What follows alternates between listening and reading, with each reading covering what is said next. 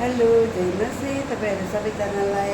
अनि आज चाहिँ मेरो बिहानको ब्रेकफास्टमा चाहिँ के छ भने तपाईँहरूलाई देखाउँछु र कोही बेला चाहिँ अलिक बिजी हुन्छ कि अनि ब्रेकफास्ट बनाउनु कोही बेला अलिक उयो हुन्छ। त्यस्तो टाइममा चाहिँ म के दिन्छु भने चाहिँ सधैँभरि होइन, त्यो मेरो कन्टिन्यू रुटिन चाहिँ हुँदैन हप्ताभरि यही दिन्छु भन्ने। तर मेरोमा चाहिँ मलाई जस्तो इच्छा लाग्छ त्यस्तै ब्रेकफास्टहरू दिन्छु है। आज चाहिँ म अलिकति बिजी भएको कारणले त्यस्तै छ ब्रेकफास्ट। हेर्नुहोस् है के रहेछ।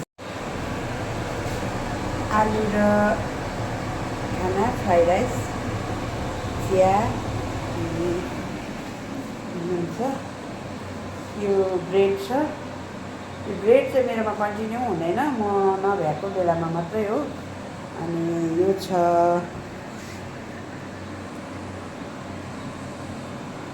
पिनट बटर,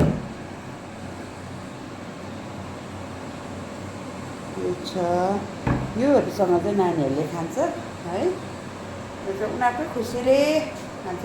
कसै पिनट बटर खान्छ, कसै मेयोनिज खान्छ। यस्तै छ मेरो आजको ब्रेकफास्टमा। किनभने आज चाहिँ म अलिक बिजी छु कि, अनि त्यही भएर मैले ब्रेकफास्टमा चाहिँ यो ब्रेड र फ्राई राइस चिया बनाएको छु। अनि त्यो कोही बेला त्यस्तै हुन्छ कन्टिन्यू रुटिन चाहिँ।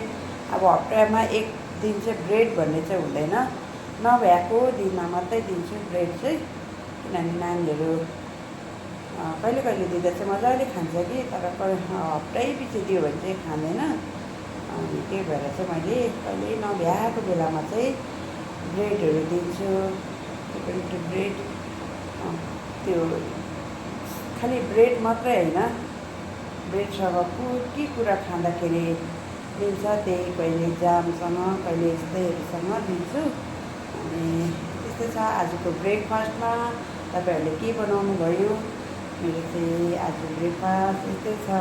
हुन्छ, तपाईँहरूले यदि दिनुहोस्, मन पराइदिनुहोस्। धन्यवाद।